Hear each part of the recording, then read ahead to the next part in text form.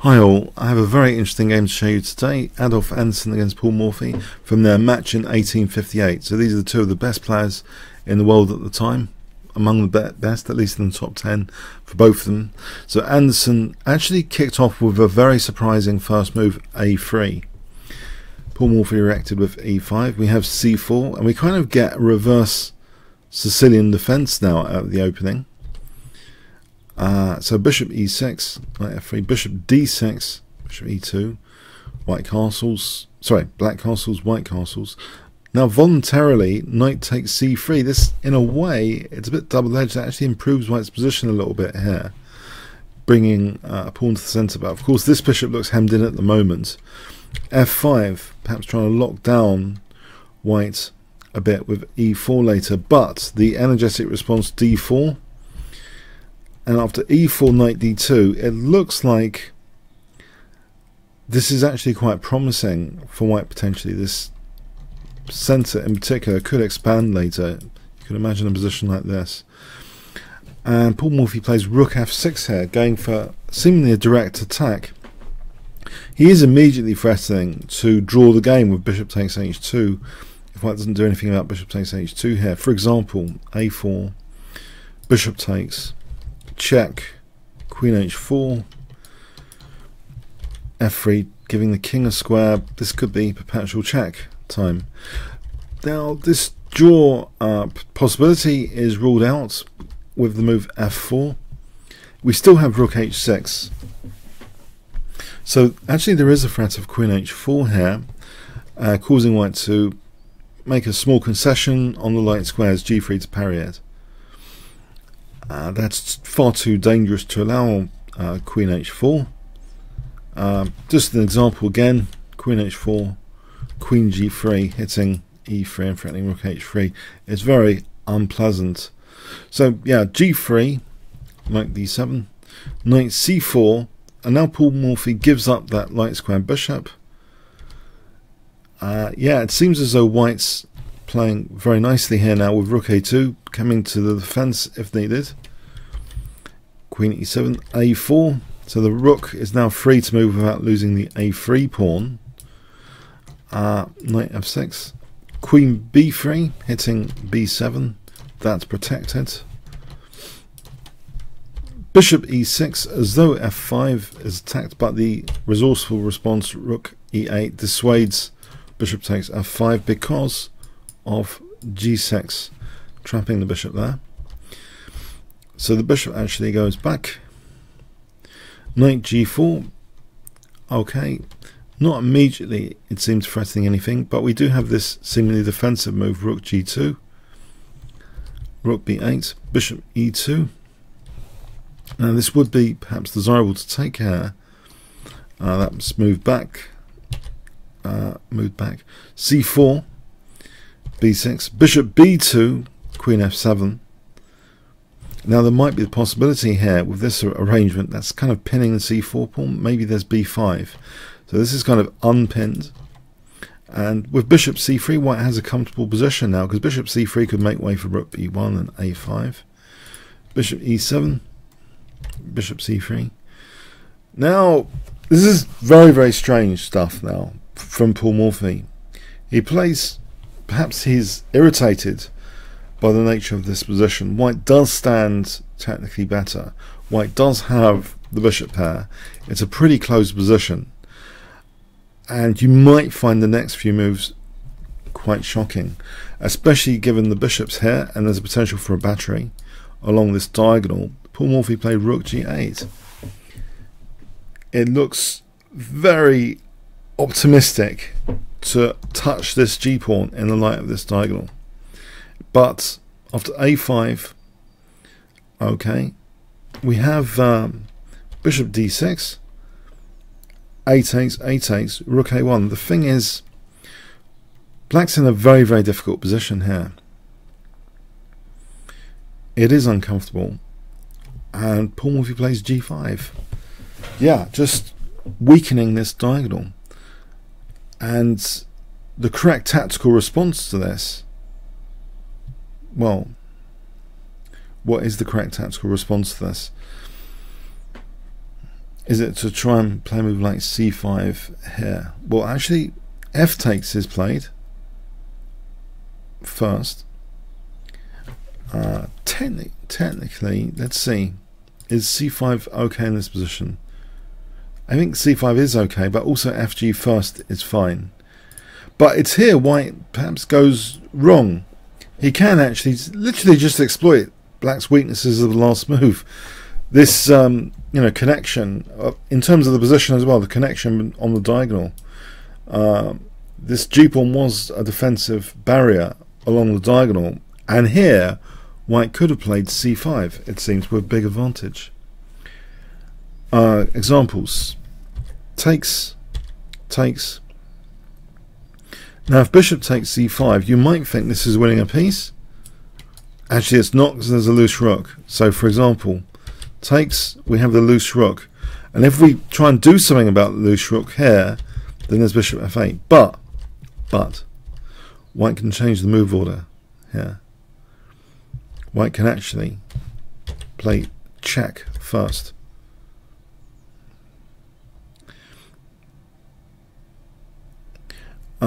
Now in this position it's very different.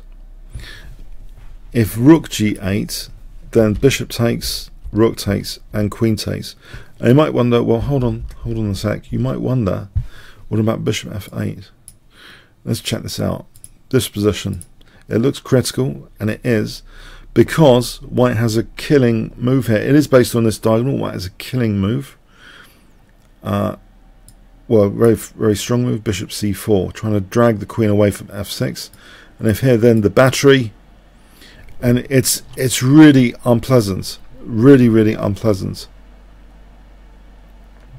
In fact, there's an absolutely murderous threat in this position. I mean, black's really pinned up, and the king's got very little escape squares. If we give white a move, well, there's bishop takes f6 there. Let's see what black can do here. You know, queen b8. It's just looks abysmal for black. Looks absolutely. And if white did have another move, if it was white's move, queen b7, just to play rook takes f8 would be like mating potential. Sorry, bishop takes f6 would be mating. But I can't. Let's try and give c5 as a move to show it. Queen b7, rook takes f8, and actually rook g8. That's much stronger than, in fact, taking on. Well, that this kind of the bishops and the rook are just lethal. So it was interesting that it can be dramatically emphasised what Paul Morphy did. It does look like. Very dangerous, this plan of g5, just in principle. But white threw in this check instead of playing c5 here. c5 does seem to, you know, technically wipe out black, basically. We have rook g8, queen a4. White is still better here. Rook takes, queen takes. The queen's come off. So yeah, that bit of drama has now disappeared, where black could have been, you know, bashed quite badly there. But anyway, c5 is played now under more quiet circumstances, but nevertheless, same sort of mechanisms. These bishops are still really good now, and in fact, white has a lot of pressure. Takes, rook b2. White's coming around the queen side. Bishop b4. We have rook g6. Because actually, there's a threat of d5 potentially, opening up things. At least the rook's not loose then out on g6. Bishop f8. King f2, getting out of the pin. Being able to answer h4 now with taking. White retains that pawn and gives up his h2 pawn.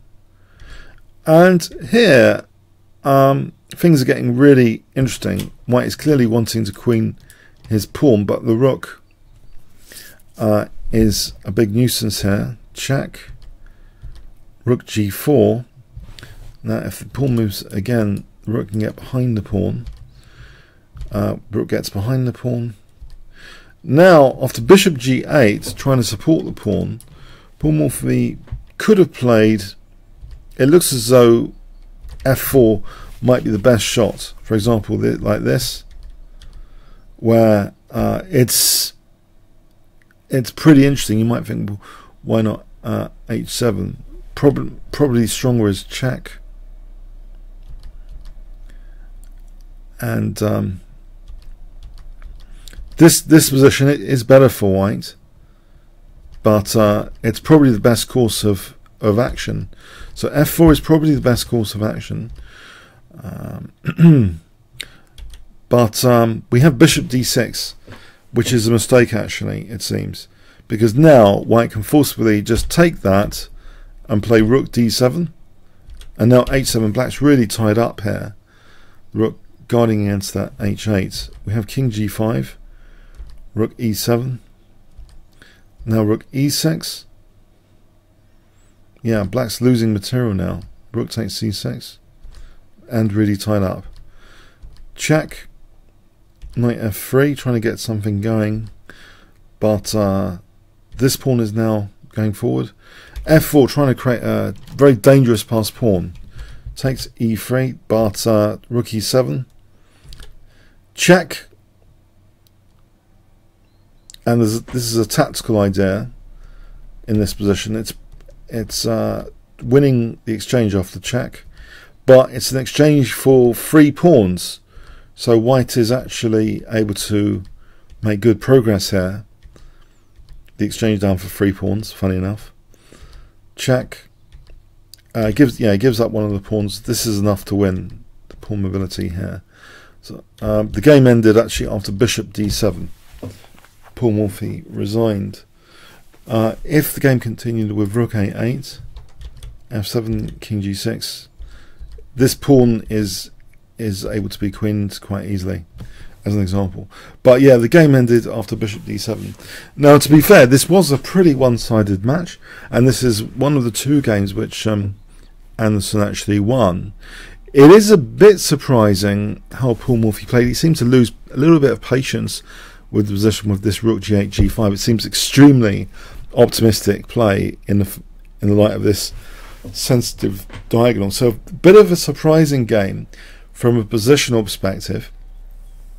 And a long grinding game. So these kind of long grinding games are less likely to be shown on YouTube, but I thought in the interest of fairness, because some of you are wondering if Paul Morphy ever lost. I think I did show a lost game, but it was only like casual, like odds one. So this is in a serious match. He did actually occasionally lose to some of the other best players in the world, and this was one of those examples. So interesting stuff, the optimism there from black, and white didn't clinically exploit the diagonal, but nevertheless he did persist. You know, the advantage did persist anyway, and created a lot of problems for black. Okay, comments, questions, likes, shares appreciated. Thanks very much.